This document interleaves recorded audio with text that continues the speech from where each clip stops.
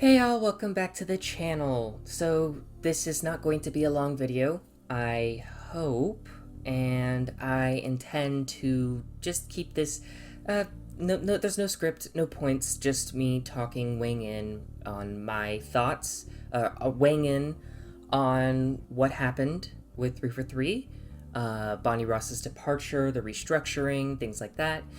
And yeah, I'll just get right into it.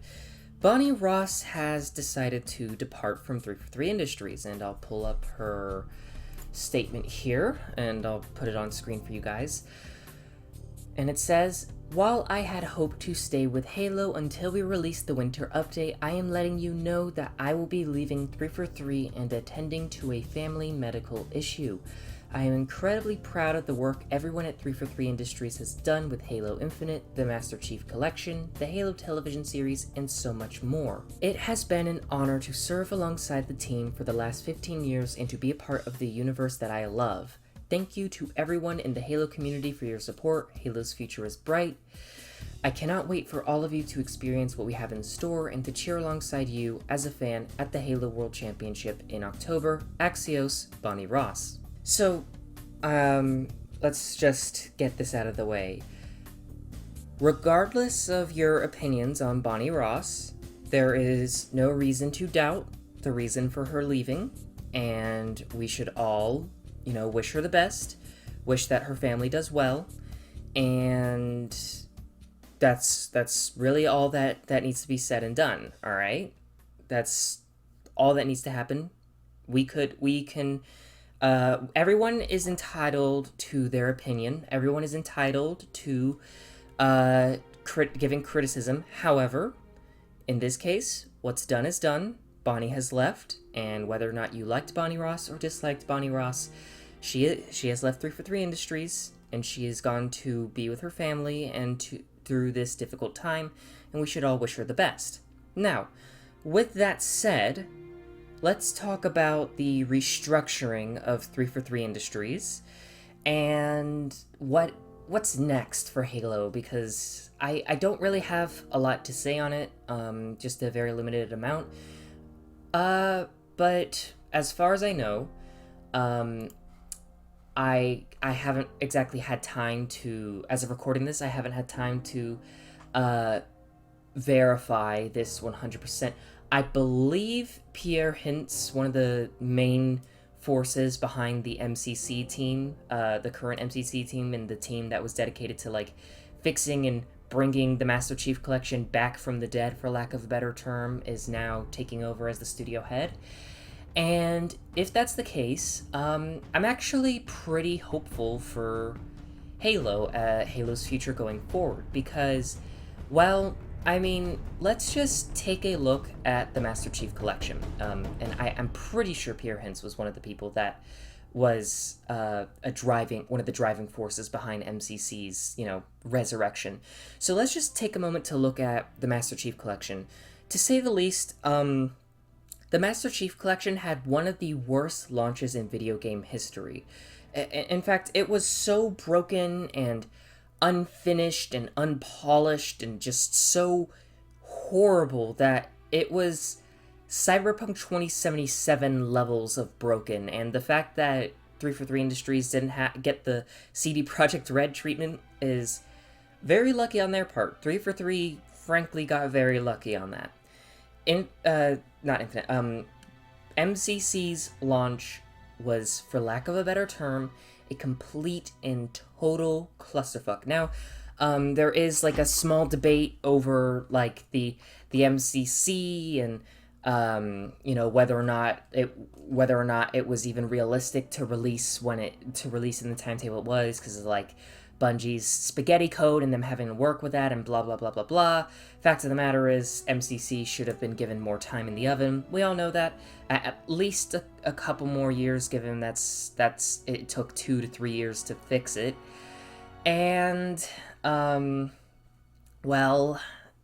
MCC was not only fixed, but then it kind of entered a renaissance period from 2018 to 2021, and it's still continuing to be updated, though not as frequently now that Infinite has launched, and 343 is kind of MCC is pretty much like a finished product. They're just adding things in here and there, just like, as a little nuggets for people that are still playing, and there are still plenty of people playing MCC.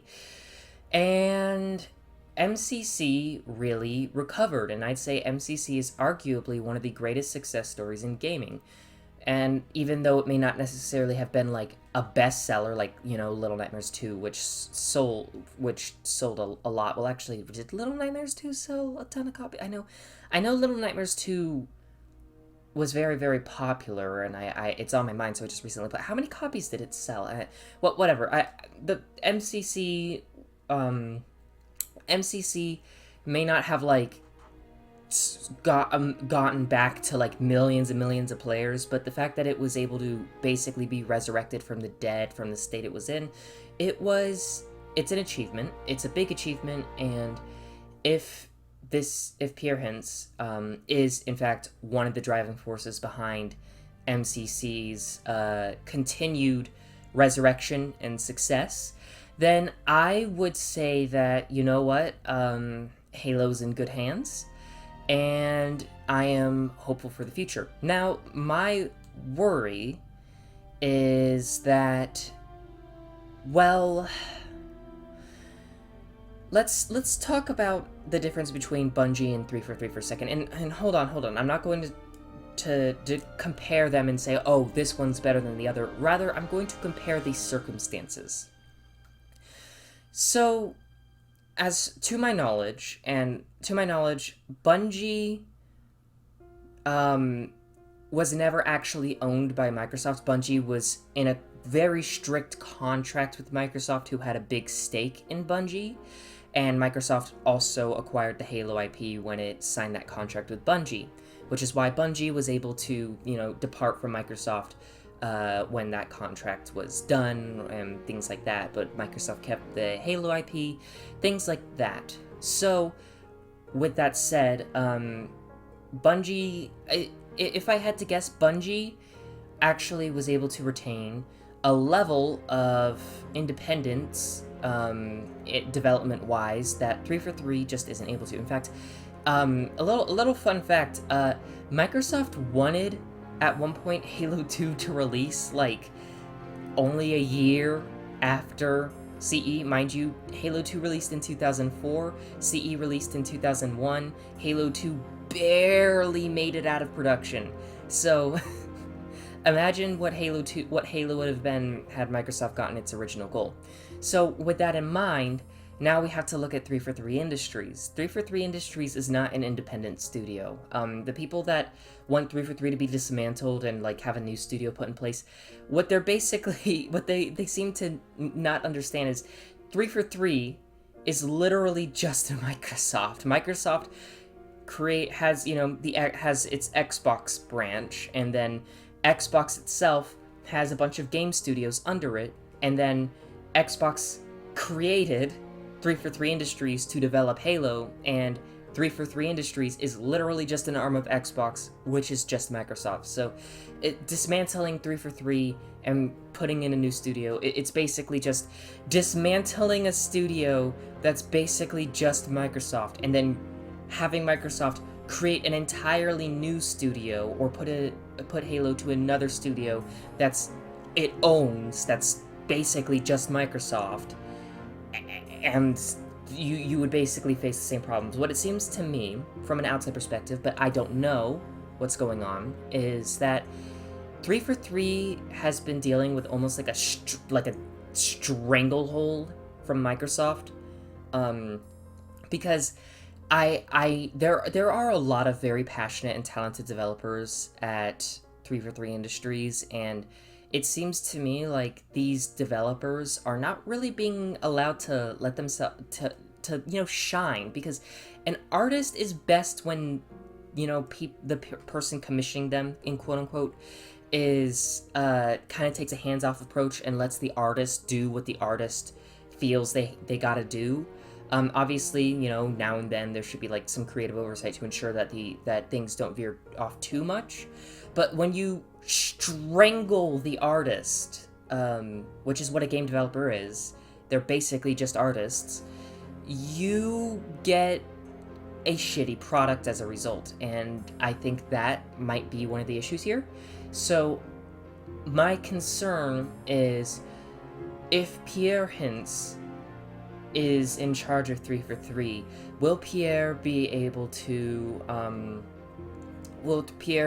like really exercise freedom for 343 Industries? That's the real question here. So whether or not 343 is going to get like full creative freedoms now, or at least like more freedom than what Microsoft has given it, that's a good question. How much freedom it was given to begin with is something that we need to ask.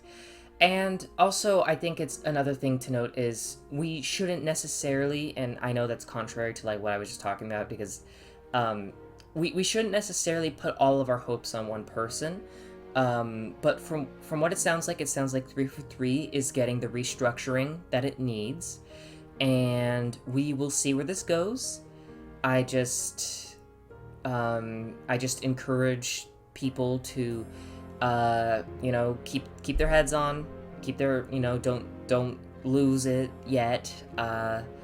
Wait and see where this goes, and if it continues to go in a bad direction, we'll say stuff, we'll give our criticisms, we'll